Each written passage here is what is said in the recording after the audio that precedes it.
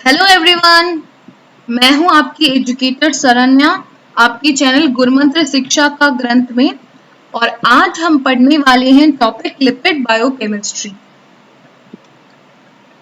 तो चलिए देखते हैं लिपिड्स क्या है। तो lipids are naturally occurring molecule, मतलब नेचर में हमें ये मॉलिक्यूल्स मिलते हैं।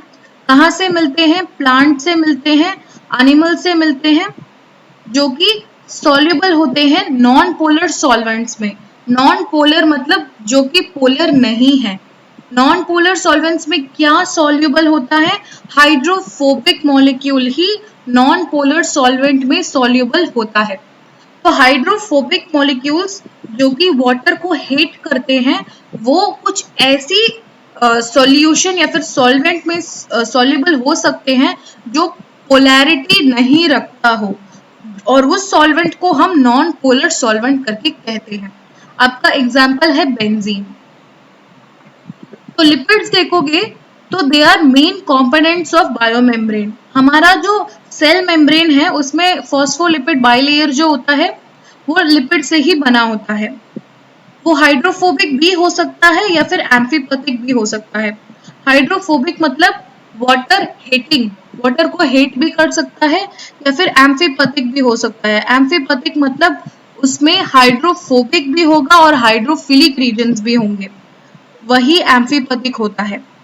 हमारे बॉडी में आप देखोगे तो लिपिड्स लिवर सिंथेसाइज करता है। लिपिड मॉलिक्यूल्स को हमारे बॉडी में लिवर सिंथेसाइज करता है। लिपिड्स बहुत इंपॉर्टेंट होते हैं हमारी बॉडी फंक्शनिंग के लिए, क्योंकि लिपिड्स ही हमारे बॉडी में हॉर्मोन्स को बनाते हैं, हमारी सेल मेम्ब्रेन में बहुत इंपॉर्टेंट रोल प्ले करता है। और हमारा ब्रेन भी स्पिंगोलिपिड से बना होता है, जो कि एक लिपिड है। तो लिपिड हमारे बॉडी के लिए बहुत इंपॉर्टेंट मॉलिक्यूल है, बहुत इंपॉर्टेंट बायोमॉलिक्यूल है, और वो सिंथेसाइज होता है लिवर से। और कहाँ कहाँ पाते हैं हम लिपिड? ऑयल में होता है, बटर में होता है, होल मिल्क में होता है, चीज, फ्राइड फूड, इन सब चीजों में हमें लिपिड्स मिलता है। हम कहते हैं ना कि ये चीजें खाओगे तो हम मोटे हो जाओगे। जो जो चीज खाने पे आप मोटे हो जाओगे वो सब लिपिड है। Lipids have large hydrocarbon chain.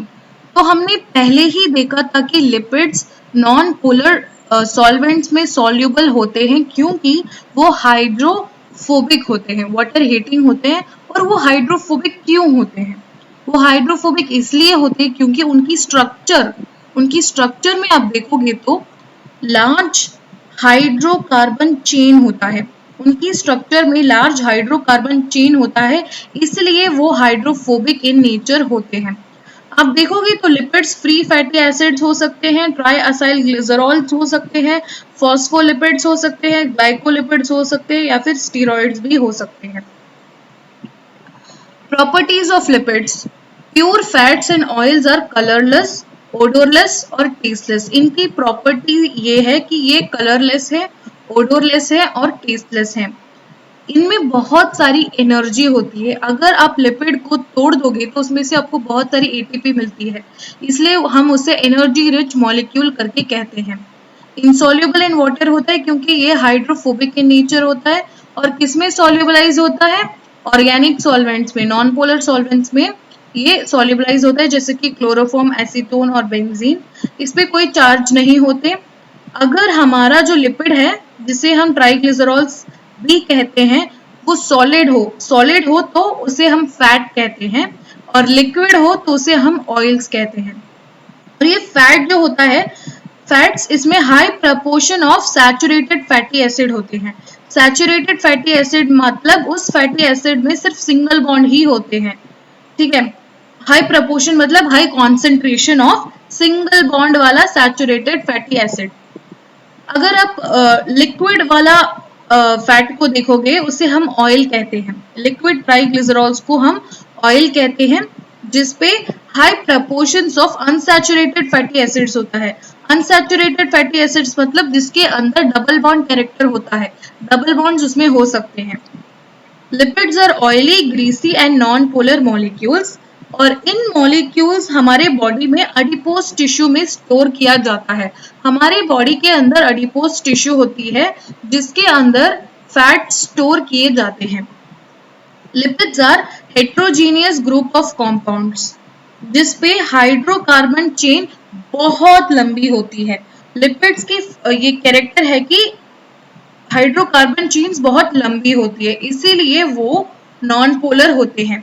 Lipids are significant in biological system. Significant मतलब बहुत इंपॉर्टेंट होता है हमारी बॉडी में, हमारी बायोलॉजिकल सिस्टम में, क्योंकि ये लिपिड जो है हमारे लिपिड बाइलेयर में होता है, सेल मेम्ब्रेन में जो होता है, जो हमारी सेल को सराउंडिंग से सेपरेट करता है, मतलब एक मैकेनिकल बैरियर की तरह काम करता है।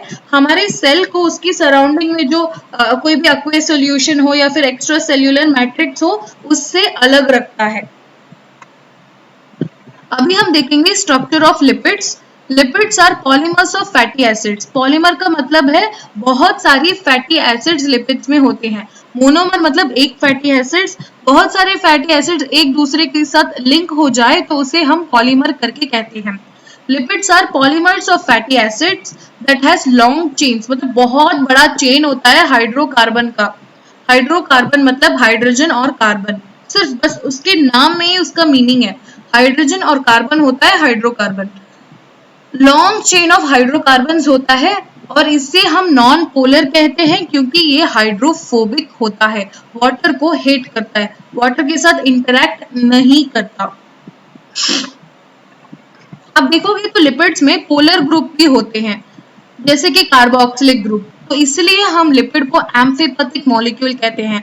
एम्फीपैथिक मॉलिक्यूल का मतलब है जिसके पास hydrophobic as well as hydrophilic regions हो।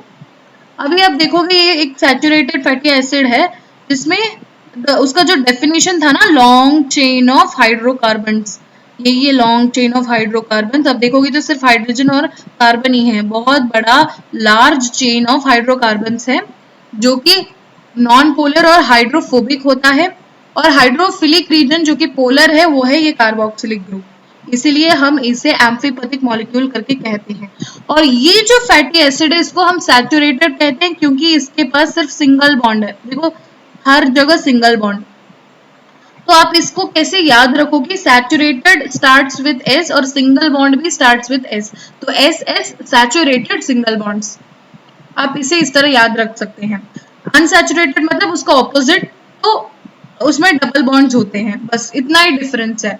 इसमें भी आपको हाइड्रोकार्बन्स की लॉन्ग चेन मिलेगी जो कि नॉन पोलर है, और इसमें भी कार्बोक्सिल ग्रुप है जो कि पोलर है, और डबल बॉन्ड्स आते हैं इसलिए हम इसे अनसैचुरेटेड कहते हैं। अगर एक डबल बॉन्ड हो तो इसे हम मोनो अनसैचुरेटेड फैटी एसिड कहते हैं, और इसमें बहुत सारे डबल बॉन्ड्स हो तो इसे हम कहते हैं poly unsaturated fatty acids.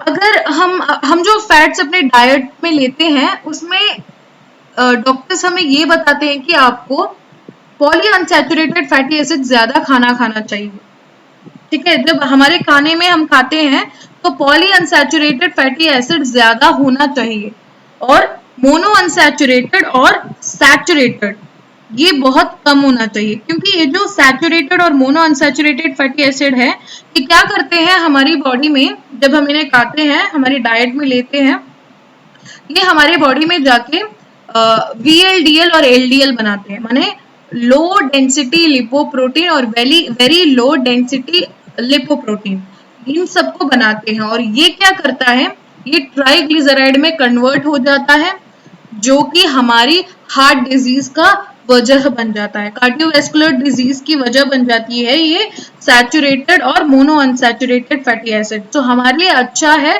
Poly unsaturated fatty acid, इसको हम PUFA भी कहते हैं, PUFA, poly unsaturated fatty acids.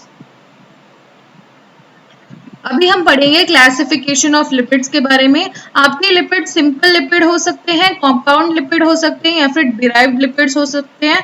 अगर सिंपल लिपिड है तो उसमें फैट्स और वैक्सेस आएंगे। फॉस्फोलिपिड्स, कंपाउंड लिपिड्स में फॉस्फोलिपिड्स, ग्लाइकोलिपिड्स और सल्फोलिपिड्स आ जाते हैं। फॉस्फोलिपिड्स का मतलब ही उसके नाम में है, अगर लिपिड के पास फॉस्फेट ग्रुप हो तो उसे हम कहते हैं फॉस्फोलिपिड्स, और लिपिड के पास ग्लाइको मतलब शुगर है तो उसको कहते हैं ग्लाइकोलिपिड्स, और सल्फोलिपिड्स मतलब सल्फर ग्रुप हो लिपिड के साथ तो उसे हम कहते हैं सल्फोलिपिड्स। अभी अभी हम देखेंगे एग्जांपल्स ऑफ फॉस्फोलिपिड्स जो कि लेसिथिन, सेफालिन, स्पिंगोमाइलिन है। और ग्लाइकोलिपिड्स का एग्जांपल सेरिब्रोसाइड्स, गैंग्लियोसाइड्स। डिराइव्ड लिपिड्स मतलब जो कि सिंपल और कॉम्पाउंड लिपिड्स से कुछ ग्रुप्स ऐड होके बनते हैं, या तो वो अल्कोहल या फिर फैटी एसिड, स्टीरॉल्स, आइसोप्रेनोइड ग्रुप्स हो सकते हैं जिसपे टर्पेनोइड्स और कैरोटिनोइड्स भी आ जाते हैं। दूसरी क्लासिफिकेशन हम देखेंगे लिपिड्स की। हमने ये देखा था कि लिपिड्स का जो बेसिक यूनिट है, जो मोनोमरिक फॉर्म है, उसे हम कहते हैं फैटी एसिड्स। बहुत सारी फैटी एसिड एक दूसरे के साथ मिलके पॉलीमराइज होकर लिपिड मॉलिक्यूल बन जाता है। तो लिपिड्स फैटी एसिड से बनते हैं और फैटी एसिड्स वैक्सेस को बनाता है जो fatty acid plus long chain alcohol होता है। ट्राई असाइल ग्लिसरॉल, इसके नाम में ही आपको सब कुछ मिल जाता है। ट्राई मतलब तीन, असाइल मतलब फैटी एसिड्स। देखो यहाँ 3 फैटी एसिड्स हैं और ग्लिसरॉल इसका जो बैकबोन है वो ग्लिसरॉल से बना होता है। तो इसका नाम में ही इसका स्ट्रक्चर है, ट्राई असाइल ग्लिसरॉल्स। फिर ग्लिसरोफॉस्फोलिपिड्स, इसमें ग्लिसरॉल बैकबोन होता है, फैटी एसिड्स होते हैं और फॉस्फेट मॉलिक्यूल होता है, अमाइनो अल्कोहल। दूसरा एक क्लासिफिकेशन है स्पिंगोलिपिड्स और ग्लिसरोस्पिंगोलिपिड्स। स्पिंगोलिपिड्स का जो बैकबोन होता है वो स्पिंगोसिन होता है और इसमें फैटी एसिड्स भी मिलते हैं और फॉस्फेट ग्रुप भी होता है। ग्लिसरोस्पिंगोलिपिड्स मतलब ग्लिसरो माने शुगर, स्पिंगो माने स्पिंगोसिन बैकबोन और लिपिड्स माने फैटी एसिड्स। इसमें दूसरा एक क्लासिफिकेशन आता है स्टीरॉइड्स का, जिसमें आपको मिलता है कोलेस्ट्रॉल, बाइल सॉल्ट्स और स्टीरॉइड हार्मोन्स। तो फैटी एसिड्स क्या होते हैं? Principal building blocks of complex lipids, मतलब बेसिक यूनिट्स होते हैं। Waxes, esters of fatty acids जो कि हीट सेंसिटिव होते हैं। Triacylglycerols membrane precursors होते हैं, एनर्जी स्टोरेज मॉलिक्यूल्स होते हैं। ग्लिसरोफॉस्फोलिपिड्स हमारे मेम्ब्रेन के बहुत इंपॉर्टेंट कंपोनेंट है। स्पिंगोलिपिड्स भी ब्रेन की कंपोनेंट है और मेम्ब्रेन के भी कंपोनेंट है। स्टीरॉइड्स, कोलेस्ट्रॉल्स, बाइल सॉल्ट्स और स्टीरॉइड हार्मोन्स इसमें आ जाते हैं। हमने ऑलरेडी देखा था कि ऑयल मतलब लिक्विड ट्राइग्लिसरॉल्स होते हैं जिसमें high proportions of unsaturated fatty acids होता है, मतलब एग्जांपल वेजिटेबल ऑयल जो हमारे लिए बहुत अच्छा होता है। फिर फैट्स जो सॉलिड ट्राइग्लिसरॉल्स होते हैं जिसमें high proportions of saturated fatty acids होता है। ये है हमारा एक फैटी एसिड का स्ट्रक्चर जिसमें लॉन्ग हाइड्रोकार्बन टेल है, देख सकते हैं आप यहाँ। फिर उसके पास एक फैटी एसाइल ग्रुप है, इन दोनों को मिलके हमारा फैटी एसिड बन जाता है। सम नेचुरली अकरिंग फैटी एसिड्स इन एनिमल्स, यहाँ नंबर ऑफ कार्बन एटम्स के बारे में दिया हुआ है, नंबर ऑफ डबल बॉन्ड्स और उसका कॉमन नेम, सिस्टमेटिक नेम, फिर फॉर्मूला। अगर एक फैटी एसिड के पास 12 कार्बन हो तो उसे हम कहते हैं लॉरिक एसिड, 14 कार्बन हो तो मिरिस्टिक एसिड, 16 हो तो palmitic acid, 18 carbon stearic acid, फिर 16 कार्बन बट उसके पास एक डबल बॉन्ड है मतलब अनसैचुरेटेड मॉलिक्यूल है तो उसे हम कहते हैं पामिटोलिक एसिड। यहाँ जो 8 करके बताया गया है ना, 8 और मतलब लॉरेट और लॉरिक एसिड सेम होता है। फिर 18 कार्बन का जो मॉलिक्यूल है उसमें एक डबल बॉन्ड हो तो उसे ओलिक एसिड कहते हैं, 2 डबल बॉन्ड हो तो लिनोलिक एसिड कहते हैं, 3 डबल बॉन्ड हो तो लिनोलिनिक एसिड करके कहते हैं। फिर 20 कार्बन मॉलिक्यूल है और उसमें 4 डबल बॉन्ड है और उसको हम कहते हैं अरेकिडोनिक एसिड। तो हमने इसमें देखा कि ये जो 0 जीरोस है जिसमें डबल बॉन्ड्स ही नहीं है उसको हम कहते हैं सैचुरेटेड फैटी एसिड्स और जिसमें डबल बॉन्ड्स है उसे हम कहते हैं अनसैचुरेटेड फैटी एसिड्स। और हमारे बॉडी के लिए अनसैचुरेटेड फैटी एसिड्स बहुत बेनिफिशियल होता है। अभी हम पढ़ेंगे ट्राई असाइल ग्लिसरॉल्स के बारे में। उसका नाम में ही देखिए ट्राई 3, असाइल मतलब असाइल ग्रुप फैटी एसिड वाला, फिर ग्लिसरॉल्स क्योंकि उसका बैकबोन जो है ग्लिसरॉल से मेड अप होता है। They are carboxylic acid triester glycerols. They are major source of biochemical energy. अब यहाँ स्ट्रक्चर देख सकते हैं, ये है ग्लिसरॉल का structure CH2OH, CHOH, CH2OH। Okay, ये है ग्लिसरॉल। इसके साथ फैटी एसिड रिएक्ट करेगा तो हमें ट्राइएसाइल ग्लिसरॉल मिलेगा। कैसे ये रिएक्ट करेगा आप देखोगे, यहाँ फैटी एसिड के पास एक OH ग्रुप है और यहाँ 3 OH ग्रुप है, बट हम एक फैटी एसिड को एग्जाम्पल के तौर पे लेके बात करते हैं। तो फैटी एसिड के पास OH ग्रुप है और ग्लिसरॉल के पास भी OH ग्रुप है। यहाँ OH और यहाँ का H वाटर मॉलिक्यूल बन के निकल जाएगा, ठीक है। यहाँ ये जो फैटी एसिड का OH है और यहाँ का हाइड्रोजन है, ये वाटर मॉलिक्यूल बन के निकल जाएगा और आपके पास होगा CH2 वाला ग्रुप, O वाला ग्रुप और यहाँ का बचा हुआ COR वाला ग्रुप, ठीक है। OCOR ये वाला ग्रुप आपका बचा होगा, इसे हम कहते हैं ट्राइएसाइल ग्लिसरॉल, ठीक है। अगर एक फैटी एसिड ग्लिसरॉल के साथ रिएक्ट हो उसे हम कहते हैं मोनोअसाइल ग्लिसरॉल। यहाँ देखिए आप, मोनोअसाइल ग्लिसरॉल, ग्लिसरॉल में ये जो ग्लिसरॉल का स्ट्रक्चर है उसमें सिर्फ एक फैटी एसिड अटैच हुआ है, इसे हम कहते हैं मोनोअसाइल ग्लिसरॉल। अगर दो फैटी एसिड एक ग्लिसरॉल मॉलिक्यूल के साथ रिएक्ट करते हैं तो उसे हम कहते हैं डाइएसाइल ग्लिसरॉल। यहाँ देखो तो दो असाइल ग्रुप्स हैं, तो इसे हम कहते हैं डाइएसाइल ग्लिसरॉल। 3 फैटी एसिड्स हो तो उसे हम कहते हैं ट्राइएसाइल ग्लिसरॉल। यहाँ आप देख सकते हो फर्स्ट कार्बन में भी एक फैटी एसिड है, सेकेंड कार्बन और थर्ड कार्बन में भी फैटी एसिड्स अरेंज हुए हैं। मगर इसकी अरेंजमेंट देखोगे तो ये जो तीनों ग्रुप्स है ना फैटी एसिड के, वो एक ही डायरेक्शन में नहीं है, सेकेंड वाला दूसरी डायरेक्शन में है। ये इसलिए है क्योंकि हमें मॉलिक्यूल्स को स्टेबल रखना है थर्मोडायनेमिकली, उसके लिए स्टेरिक हिंड्रेंस नहीं होना चाहिए। इसलिए स्टेरिक हिंड्रेंस के बारे में मैंने आपको रामचंद्रन प्लॉट में ही बताया था कि अगर स्टेरिक हिंड्रेंस मतलब बहुत सारे बल्की ग्रुप्स आसपास होंगे तो हमें बहुत सारा रिपल्शन होगा, अनवांटेड रिएक्शंस हो जाएंगे। इसलिए हम स्टेरिक हिंड्रेंस की वजह से अनस्टेबिलिटी को नहीं चाहते, तो इसलिए ये वाला जो सेकेंड कार्बन का फैटी एसिड है ना, ये ऑपोजिट डायरेक्शन में है ताकि इस मॉलिक्यूल में, ये जो ट्राइएसाइल ग्लिसरॉल के मॉलिक्यूल में स्टेबिलिटी ला सके और थर्मोडायनामिकली स्टेबल स्ट्रक्चर हो। अभी हम पढ़ेंगे फॉस्फोलिपिड्स के बारे में।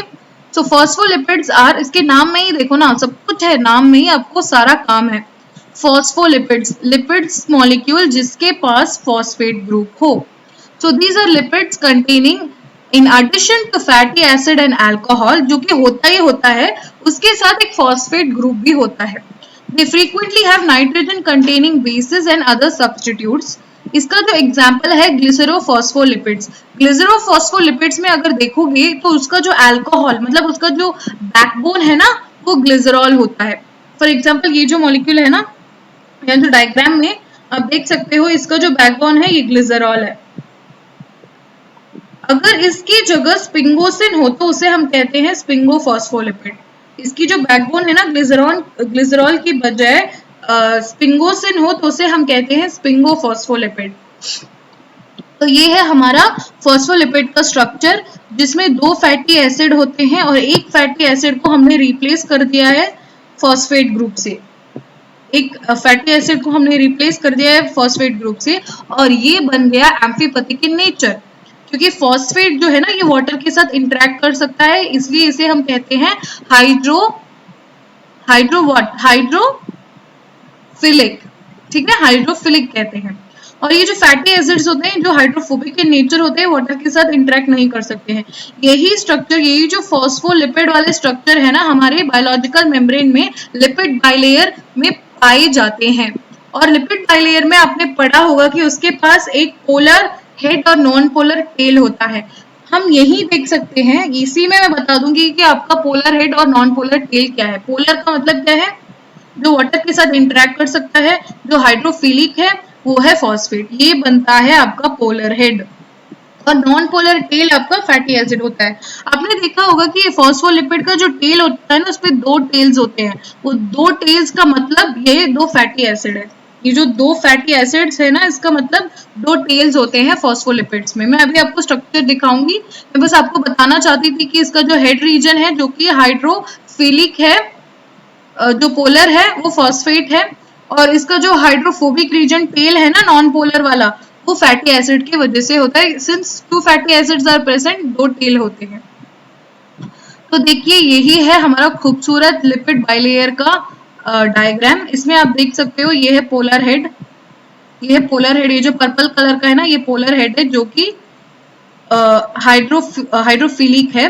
और ये जो बीच में जो स्ट्रक्चर है ना ये है हमारा कोर। कोर मतलब नॉन पोलर हाइड्रोफोबिक टेल्स। अब देखोगे एक मॉलिक्यूल इसमें से उठा के दिखाया है, यह है पोलर हेड और नॉन पोलर टेल। इसमें दो टेल है क्योंकि दो फैटी एसिड की वजह से दो टेल है। यही हमारे सेल मेम्ब्रेन का बहुत इंपॉर्टेंट कंपोनेंट होता है। Cell membrane is made up of phospholipid bilayer. हमने ये स्टेटमेंट हर जगह पढ़ा है और इसका बाइलेयर इसी तरह दिखता है। आप देखोगे तो ये जो पोलर हेड है ना ये वाटर के साथ इंटरेक्ट कर सकता है, सेल के बाहर और सेल के अंदर भी जो एक्वेस नेचर होता है ना उसके साथ रिएक्ट कर सकता है। मगर हमारा हाइड्रोफोबिक रीजन जो सेंटर है ना ये अपने आप को छुपा लेता है वाटर से दूर भागता है। वाटर हीटिंग है इसलिए अपने आप को खुद को हाइड कर लेता है, छुपा लेता है। कहाँ? इसके बीच में एक सैंडविच की तरह दो जगह में ऊपर और नीचे जो सैंडविच की ब्रेड होती है ना जो वाटर के साथ इंटरेक्ट कर सकती है वो है आपकी पोलर हेड।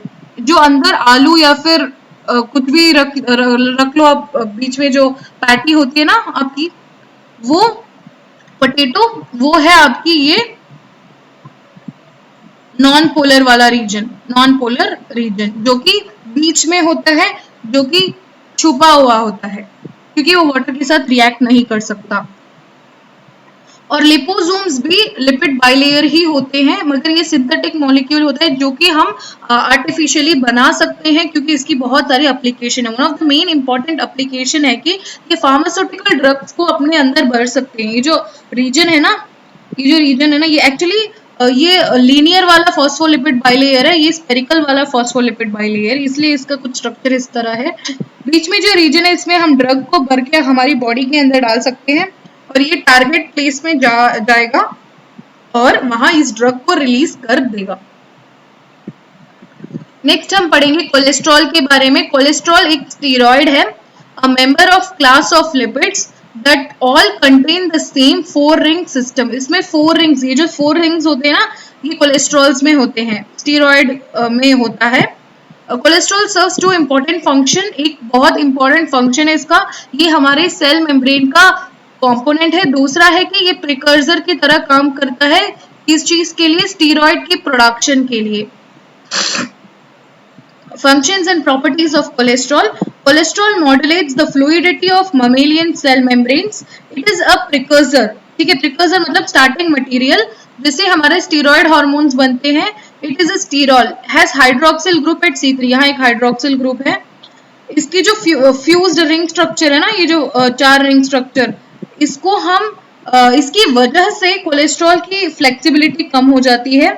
और कोलेस्ट्रॉल तो हाईली हाइड्रोफोबिक होता है, तो ये हमारे बॉडी में प्रोटीन्स के ट्रांसफर कैसे करता है? कोलेस्ट्रॉल हमारी बॉडी में प्रोटीन्स की ट्रांसपोर्ट करता है, मगर कैसे? क्योंकि ये तो कंप्लीटली हाइड्रोफोबिक होता है और हमारी बॉडी में ब्लड है जो कि हाइड्रोफिलिक है, तो इसकी हेल्प करता है, कोलेस्ट्रॉल की हेल्प करता है हमारा एम्फीपैथिक मॉलिक्यूल फॉस्फोलिपिड, जो हमारे बॉडी में प्रोटीन के ट्रांसपोर्ट के लिए हेल्प करता है कोलेस्ट्रॉल को। तो ये सम ऑफ द स्टीरॉयड के स्ट्रक्चर्स है। कोलेस्ट्रॉल भी स्टीरॉयड का ही एक एग्जाम्पल है। मतलब और क्या हो सकते हैं स्टीरॉयड्स के एग्जाम्पल करके पूछोगे तो टेस्टोस्टेरोन हो सकता है, ईस्ट्रोजन हो सकता है, प्रोजेस्टेरॉन हो सकता है, एल्डोस्टेरॉन हो सकता है। यहाँ देखिए स्टिग्मास्टिरोल, सोडियम कोलेट जो कि बाइल सॉल्ट कहलाता है, फिर एर्गोस्टिरोल जो कि फंगाई और ईस्ट में पाए जाते हैं। तो ये सब स्टीरॉयड्स हैं जो कि हमारे डिफरेंट एरिया में इसकी यूजेस है, बहुत हर जगह इसको पाया जाता है। और एक इम्पॉर्टेंट फैक्ट आप जान लीजिए कि हम जब हमारे खाने में फैट्स को लेते हैं वो फैट हमारा पॉली अनसैचुरेटेड फैटी एसिड होना चाहिए, क्योंकि पॉली अनसैचुरेटेड फैटी एसिड हमारे बॉडी में HDL मतलब हाई डेंसिटी लिपोप्रोटीन को इंक्रीज करता है, जो हमारे बॉडी को कार्डियोवैस्कुलर डिसीज से बचा के रखता है, जो बहुत बेनिफिशियल होता है हमारी बॉडी के लिए। ठीक है, ये वाला एक फैक्ट मैंने आपको पहले उस जगह में बताना था मगर मैं तब भूल गई, इसलिए मैंने आपको यहाँ बता दिया।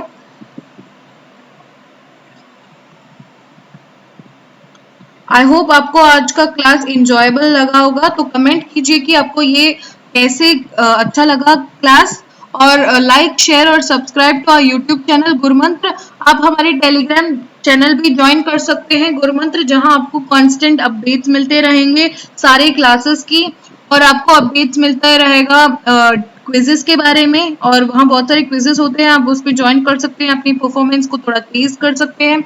आप हमारे फेसबुक चैनल और पेज को ज्वाइन कर सकते हैं गुरुमंत्र शिक्षा का ग्रंथ। आप हमारी वेबसाइट में विजिट कर सकते हैं www.gurumantra.in।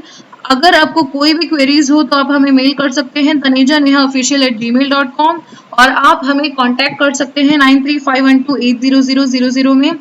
एक इम्पॉर्टेंट मंत्र है जो सिंपल वाला मंत्र है, पढ़िए, रिवाइज कीजिए, प्रैक्टिस कीजिए और उस सब को रिपीट कीजिए। Thank you so much, have a nice day.